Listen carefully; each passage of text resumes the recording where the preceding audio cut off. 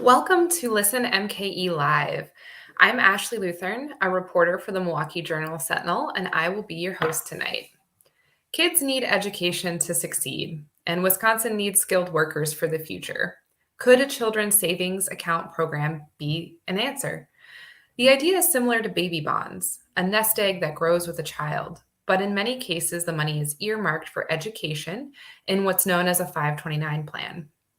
The Journal Sentinel recently published a series of stories explaining 529 plans and exploring the potential for a broader children's savings program.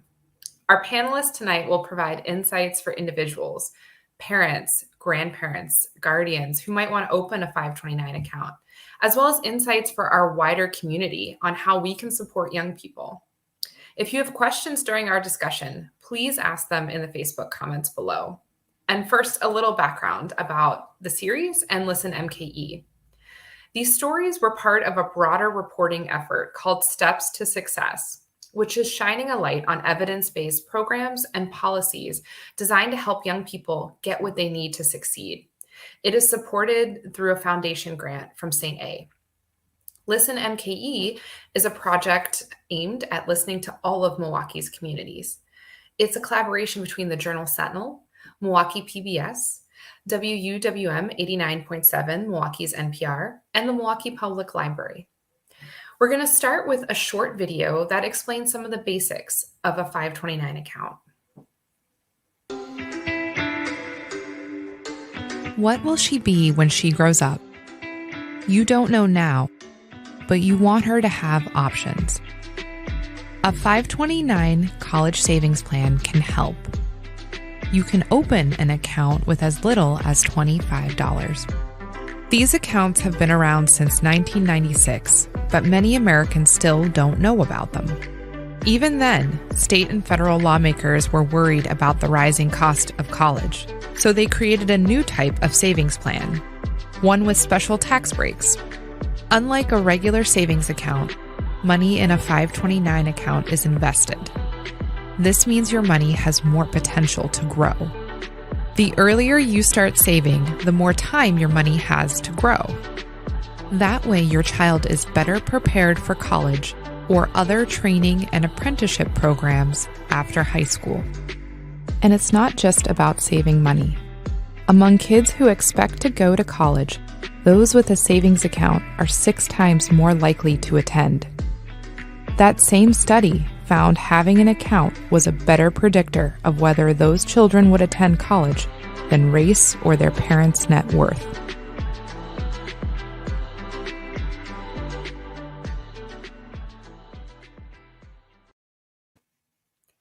All right, so I'm going to introduce our panelists. I'm joined tonight by Linda Lambert, who is the Financial Capability Director for the Wisconsin Department of Financial Institutions, and Ashley Eckerson, the Program Manager for Fund My Future Milwaukee.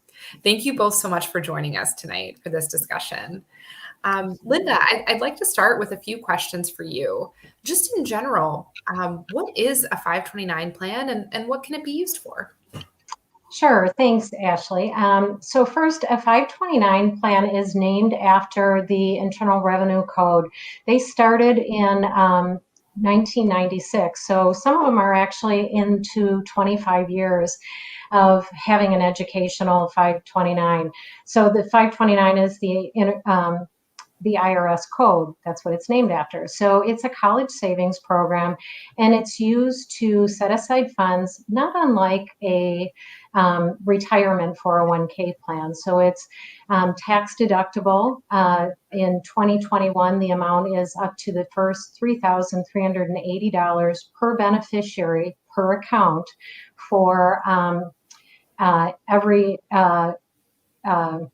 for individuals that are married and filing jointly.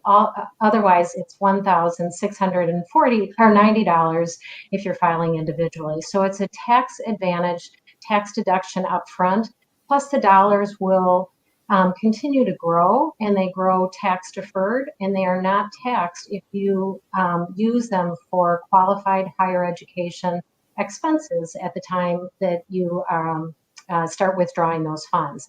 So that includes tuition, room and board, fees, computers for school. And then in Wisconsin, earlier this year, we adopted the Secure Act, the Federal Secure Act of December of 2019. And that had allowed a broadening of the qualified expenses. So now you can use 529 funds to also for the cost of apprenticeship. You can use it towards K through 12 tuition. And you can also use it for a one-time up to $10,000 payback for a student loan. And that can be used for the beneficiary or the beneficiary sibling. So it's really pretty broad use of the funds. And it's just really an advantage. You understand about compounding interest, how starting early, those dollars start growing. And there's investments that you can select, very also similar to a retirement account. If you select what is called a target fund account, that you set it and it automatically rebalances equities and bonds or fixed incomes. Very similar, you set the target date or the enrollment date of when the child is planning, the beneficiary plans to go to school. And then at that time, again, over time, and it's usually, if you start when they're first born, over an 18-year period or longer, if you're planning for even graduate school or further out, then those dollars start rebalancing again. They're a little heavier invested up front in equity, and then they'll rebalance over time. But so just starting early, starting and setting up recurring contributions and setting them up, setting the habit. We always say set it and forget it. If you set a recurring, even it is, whatever you can afford, and setting that recurring contribution is just really important. And you can, again, just watch it and forget about it and watch it grow. And let's talk a little bit about accessibility. What plans are available within the state of Wisconsin, and how can people access them? Yep. So Wisconsin offers two college savings programs. We have one, it's EdVest, which most people are probably more familiar with. EdVest is our direct plan. And what that means is individuals can just go online to edvest.com and fill out a very short application. It's very simple. And you can set it up as an individual. Anyone who's 18 years or older can set up the account. You can set it up for yourself. A lot of people are changing careers. You can use those dollars for your own retooling and going back to school. So setting up an account is very simple. So you can either use our direct plan EdVest, or we have a second plan. It's called Tomorrow Scholar, and that is available directly through registered investment advisors or broker dealers. And so if you are somebody who works with a financial advisor or wants a little more advice, Tomorrow Scholar is a very appropriate option for you. And both options we have been recognized for are very low fees. There are no fees to set up the account. EdVest you can set up with as little as $25, and as little as, if you set up a recurring contribution, you can do it as a payroll deduction, and as little as your employer will allow, such as like $5 a month, you can set it up. And then the fee, so there's no fees on maintenance fees, there's no annual fees. The only fees, and they're very low, are on some of the investments, the underlying investments. So there's very low fees on both plans. So EdVest and Tomorrow Scholar are the two college savings plans. And something that, part of the reason this has a wider community impact is not just do we want kids to succeed and get education and, go on to have impactful careers and, solid incomes to support their families. It's also important for all of us and for Wisconsin's economy to have people who are prepared for the jobs of today. I would say of the future, but really it's of today. And in your opinion, Linda, sometimes we hear, well, not everyone is college bound. How would you address concerns from parents who are thinking, oh, I'm not sure if my child's going to go to college. I'm not Mhm. sure if college is going to be the right thing, or maybe it's not the right thing for me as I'm setting up this account. How would you answer some of those concerns? Yeah, so people always ask that question. And as I mentioned earlier, it doesn't have to be restricted in terms of if you set up an account for a child, the beneficiary can change. So it can actually be changed to anyone in your own family or to an immediate like a first cousin, it can be transferred to. You can also use it for yourself. Other people also have said, I didn't use everything in my account. I saved it for my child when I had kids. So you can always transfer that beneficiary. There's never any restriction, and it can be changed multiple times. I just want to also share a couple, I think, very meaningful statistics. So there was a study that was done a couple of years ago, Washington State University in St. Louis, and it basically said that if an account is set up for an individual, so a child who has an account, even with as little as like $500 in the account, it increases the expectations of that child that they're going to go to college by like 25%. And it increases the likelihood that they will graduate by nearly 64%. So I think the value in setting up an account for an individual just really changes the whole mindset, which to me I think is really important. The other thing, having and it doesn't always have to be a 4-year college degree, but anyone among having post high school um, education, there's a 50% lower unemployment rate. You have higher earnings potential having even just some higher education. So there's a lot of reasons to consider it. I always go back to, just even having an account set up, it doesn't have to be a lot. It just sends the message to that child that somebody is invested in their future and it's something that's attainable. So it's something for them to think about and consider. So it really just really talks about changing the mindset of individuals. Thank you, Linda. And for those of you who might just be joining us, you're watching Listen MKE, a project from the Journal Sentinel, Milwaukee PBS, WWM, Milwaukee's NPR, and the Milwaukee Public Library. If you've got questions, please ask them in the Facebook comments. We're going to turn now to Ashley with Fund My Future Milwaukee. We just heard about some of the state administered 529 plans, and EdVest is a key partner with Fund My Future Milwaukee. Could you tell us a little bit about what the program is and what the goal is? Sure. So we are actually the 529 omnibus account for the city of Milwaukee. So we are the children's savings account for the city of Milwaukee, where we allocate $25 worth of seed money for all K-5 kindergartners within our participating cohort schools. So we are so lucky to have such great support within our school systems and within the surrounding communities to be able to support our students in the area. And how did this program come about? Sure. So in 2014, Mayor Tom Barrett had a growing prosperity plan. Out of that plan, we were tasked out of the Department of Administration to figure out a way that we can both increase economic mobility, but also increase, a workforce, a strong secondary or 21st century workforce. And so with that, there came some technical assistance and focus groups and really a lot of community members that saw that there was a need and figured out that this 529 account was the best way to go.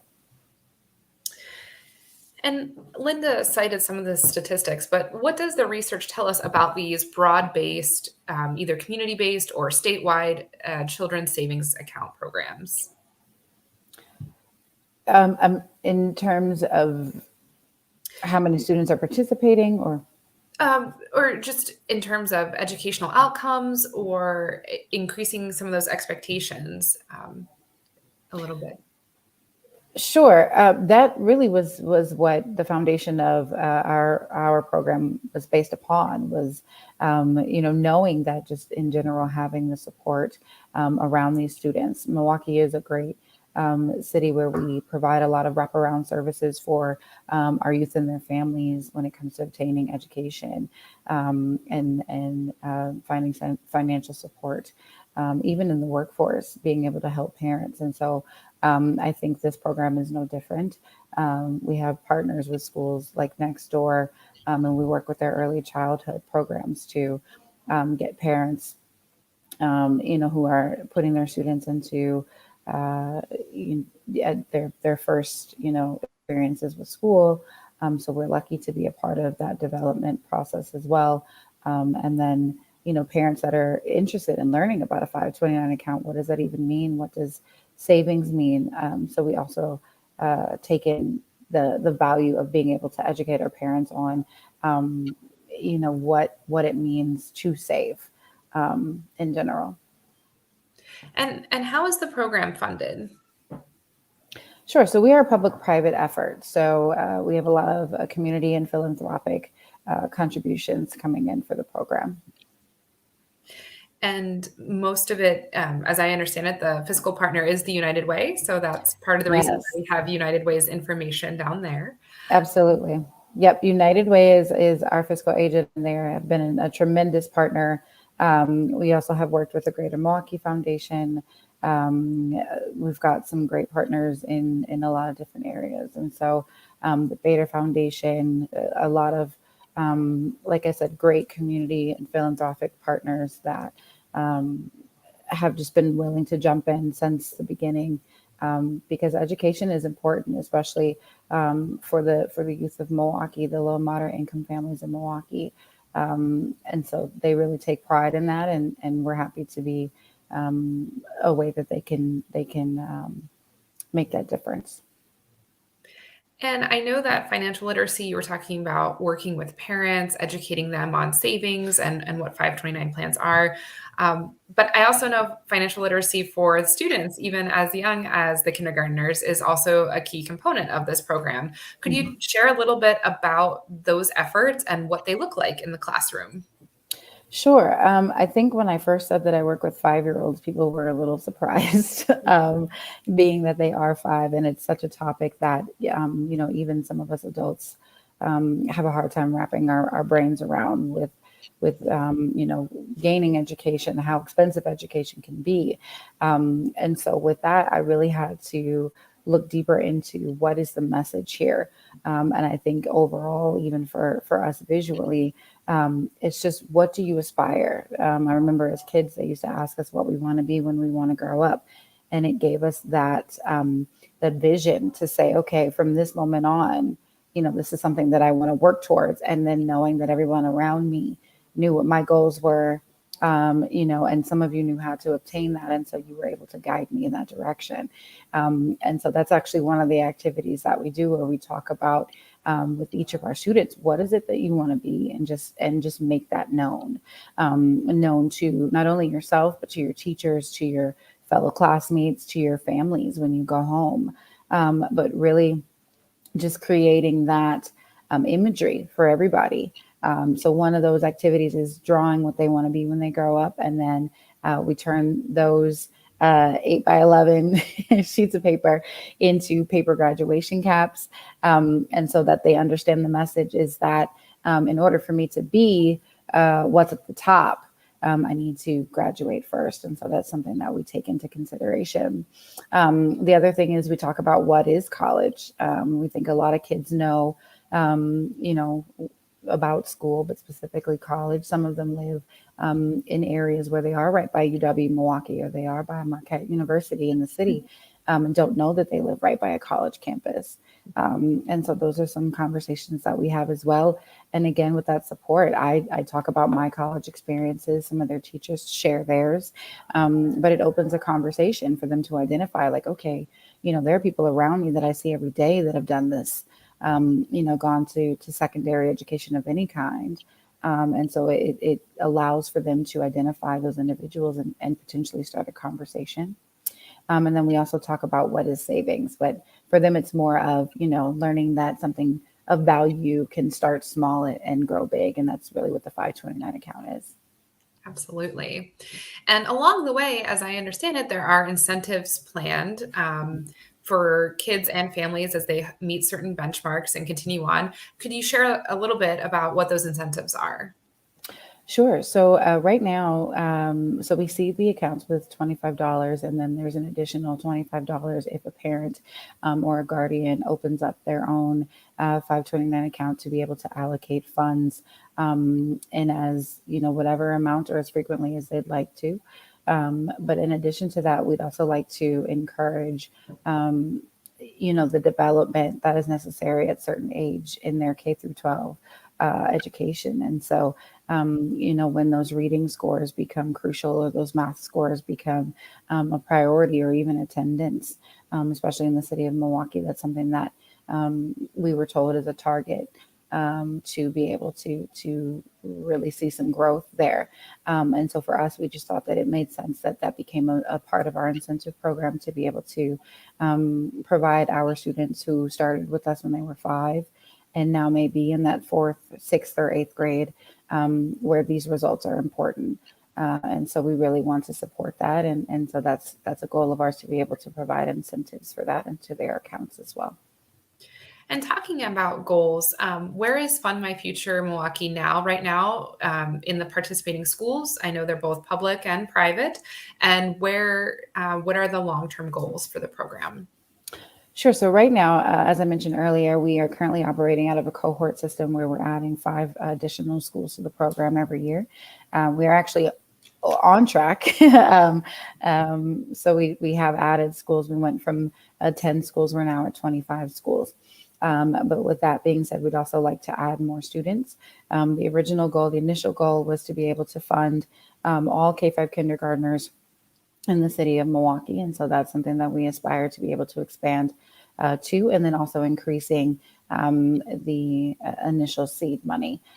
So we know that our goal is to increase that amount financially, just so that we can make an even larger impact on these students initially.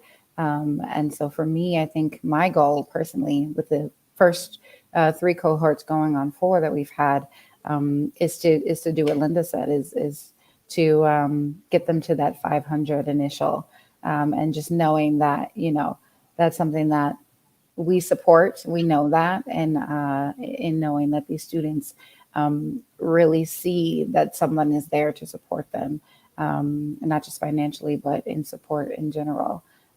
That's a goal of ours. Absolutely. What message do you think it sends to have the city leading this effort? That's a very good question. What a lot of people don't know that within our program is that we were actually one of the top 5 that had mayoral support in the nation. And so that was interesting to know going into this program, was that most of these programs start out of small nonprofit organizations. And so it was huge to have mayoral support from the beginning, which then gave us support around the city to see that, literally from the very back end, people see what, the citizens of Milwaukee are going through. And Milwaukeeans should be proud that was something that he took on and saw as a necessary need. And I think that it's growing because of that as well. Knowing that there's support at all levels is huge. I think that's a major part of our success. And hopefully it creates a lot of increase to the state. And you've shared a couple of stories with me about your conversations with young people. And I didn't know if you could share some of those here, because I think they are so impactful. Because some people who might be watching, again, might think, well, my child's pretty young, or, what questions do 5-year-olds really have about this? Or are they even do they understand what college is? And obviously you're trying to teach them about that. But would you mind sharing just maybe one or two interactions you've had with young people in the program? Sure. I've had both ends of the spectrum, actually. I've had one student tell me that his parent, and he's 5, if I may remind you, that his mother told him he cannot go to college because she wouldn't be able to afford it. And knowing that he was 4 years old, it was myself and his teacher, and both of us were just kind of in shock that, we're here to have a conversation at 4, but then there's been a conversation already. And so the conversation is being had. Students know, what they're in school to do, which is learn so that they can go on to have brighter futures. But just as quickly as we can encourage, someone can try to, deviate or take away that light. And so it was an immediate thing for us to say, you know what? We can help you. We will help your mom. It brought, I think, more support. Even she was so grateful. She didn't even realize that was the impact that he had from the statement. And so it was something that we were excited to be a part of, letting her know that this program is here for that purpose. And that really has stuck with me. That was actually my second day in this position. And so that was really inspiring for me. That was something that we could provide for them to say, you know what, I know that this might seem like a lot for you individually as a parent, but we are here for this reason and we want to help you. On the other end, we've got a lot of kids that know what they want to be. And even to your point, Ashley and Linda, there are some kids that know that they're probably not going to go to a 4-year institution simply because it's not what they want to do. I've had tons of young men and young women tell me that they want to be, hairdressers or construction workers, or they want to be a mechanic. Lots of teachers, lots of, police officers, things that we know that we need right now. And so it's inspiring to hear that those are things that they want to be. And so those are the things that I think motivate some of my, our partners and our supporters and our champions, to let them know that these students are really aware, even at 5 years old, which you would be surprised. But they know, they are well aware that, school is a place for them to learn. But once you graduate from here, there's so many other things that you can do with your future.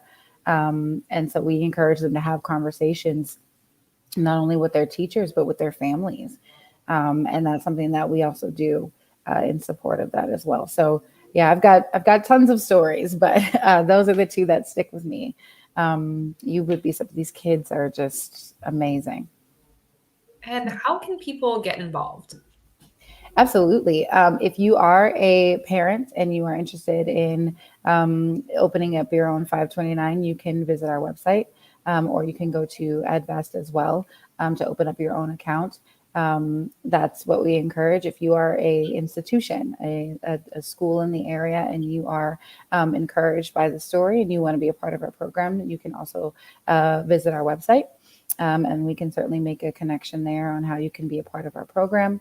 For any donors or anyone that would like to contribute to our account, you can email me directly at ashley.ederson@employmilwaukee.org.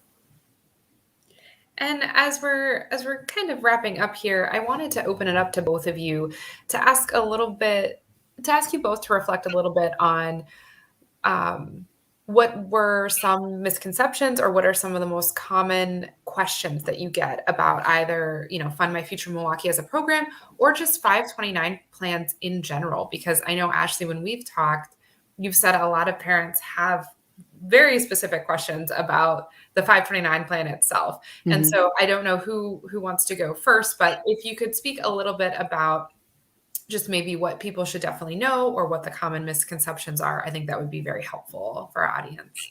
Sure. I think the biggest one for me, and Linda, you can probably speak to this, but is it too soon? I think that's my biggest question, is like, my kid is, my son or daughter is 5, what could really happen between now and then? And sometimes when I share, all of the benefits for them to have an account, or even just the longevity, if you tally up, how many years that really is, they seem to get it. The other thing I think is, I've had parents that have 529s from different states. And so can they have multiple accounts, is a question. The other big question is beneficiary. I think that's probably the second best is, if I have one, who can be my beneficiary? Can I have multiple beneficiaries? How do I make sure that this goes to a certain individual? So it's really just the overall logistics. But I think once we often get past that, like, this is something that is long term. It's not something we're expecting to, put hundreds of thousands of dollars into within the first, 6 years. It's something that we know will accrue over time. And so in educating them that it's a long game, some of those questions start to align, and I think it helps. I'm not sure, Linda, if you have any other. Yeah, I would agree. And also, starting young and even starting small, because it helps. The earlier you can start it, it grows over time. But I also get the question, is it too late? My child is a junior or a senior in high school. Is it too late? And I still say it's not. I mean, every little bit helps. The other thing, anyone can contribute. And Ashley, you just mentioned this, that any child can have multiple accounts. So, a father can set up an account for the same child. The mother can set up an account for the same child. So they can have multiple accounts, an aunt, an uncle, a grandfather. And this October is filing for the FAFSA filing month. The Governor Evers had a proclamation about it. And the other thing, 529 is financially aid friendly. So while the funds are in the a 529, it impacts no more than 5.6% on the amount an individual child can receive. So it has a very small impact on their total assets that is calculated in terms of how much an individual will receive in financial aid, as opposed to if a parent withdraws money out of an IRA, it can impact that amount they receive by up to 50%. Also grandparents. So in addition to, a parent, a parent or an aunt and uncle or a grandparent setting up an account. So all of those individuals making those contributions, they're all eligible for the tax deduction. In addition, a grandparents 529 is, as long as those dollars are still in the 529 when the child is filing for their FAFSA, those dollars are not even accounted at all. So they're not counted in the calculation. In fact, next year, it was supposed to be this year, the FAFSA simplification is going into effect, and it excludes, it no longer even asks if a grandparent has a 529. So that's another advantage, and something that we get asked a lot about as well. So as many accounts as you want, anyone can contribute, and it's never too late either. I would agree with that, yes, because I have a lot of families that have multiple children. So they may have that 5-year-old, but they may also have a 12-year-old, a 15-year-old. But it's never too late. And even those parents, as Linda said, that some of those parents could be non-traditional students and use the funds as well. And they can.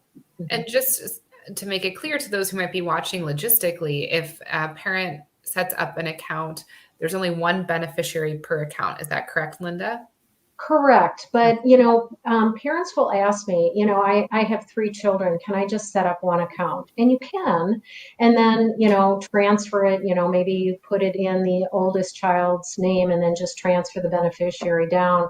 But the advantage, I would say, of opening up more accounts and opening up individual accounts for each child, or you can name the beneficiary. One, there is no fee. Set it up so you can have as many accounts as you want. And then you can take advantage of the tax deduction for every account per beneficiary. So if you set up one account, like a consolidated account, and you actually intend it for 3 children, in my example, you're only going to be able to take that single tax deduction. So if you have multiple accounts set up, you can take greater tax deduction. And that is a direct deduction from your Wisconsin state income. All right. Were there any other last thoughts or things you'd like to add? I did want to just emphasize, I did mention that, earlier this year, the state adopted the Secure Act, which broadened the qualified higher education expense definition. So it does allow for, because we do get that same question, what if my child doesn't go to a traditional school? Well, it covers technical colleges, 2 or 4 year private and public colleges across the U.S. It doesn't have to just be that they go to a Wisconsin school, plus many accredited colleges abroad are eligible. But also what had changed under the Secure Act is the use of cost for an apprenticeship, which I think is really important because the apprenticeships are really growing. So as Ashley mentioned, more and more kids are saying they want to go into a trade or those kind of costs, those related educational costs are also qualified uses of the 529 account. And I guess I'll just go ahead and ask. We've been talking about all these benefits and all the flexibility of this and the larger, community goals with supporting young people. Are there any downsides to 529 plans? I think it's really just the connection. I think the biggest thing for us would be consistency, right? Like I think that we learned now more than ever over the past few years that having that rainy day fund and really making sure that we can set aside things is a priority, making those things a priority. But as we know, a lot of families had to choose between feeding their families and being able to save money and put money aside. And so I think that we really, in that moment, I was kind of proud as a field to see that we took a break and really focused on what families needed. And so sometimes I think that with a 529 account, we can encourage and we can, emphasize the need to save. But sometimes when families are in need, having an account that can only go so far, that tends to be a bit of a pushback. And so really educating these families that, this is strictly for education and that making that a priority is important. But we do understand that there are other things that, might take precedence in that moment. And so sometimes that's seen as a negative thing. But as Linda said, being consistent and it doesn't take a whole lot, small amounts are just as important as big ones. So. Linda, was there anything you wanted to add? No, I just, I love hearing the stories that Ashley gets to have the front line view and conversations with these kids. And I just love those stories, but it just, those stories really just emphasize the importance of this and truly the impact, the lifelong impact it can have on an individual. Mm-hmm. Mm-hmm. Well, thank you both so much for taking time to be on this panel tonight and sharing your expertise. Again, tonight's discussion was based on reporting from Steps to Success, which is a new Journal Sentinel series that's going to examine what kids need to succeed in life. It's going to cover a lot of other different topics. It is supported through a foundation grant from St. A. So again, thank you all for joining us on Listen MKE and have a good night. Thank you so much. Thank you.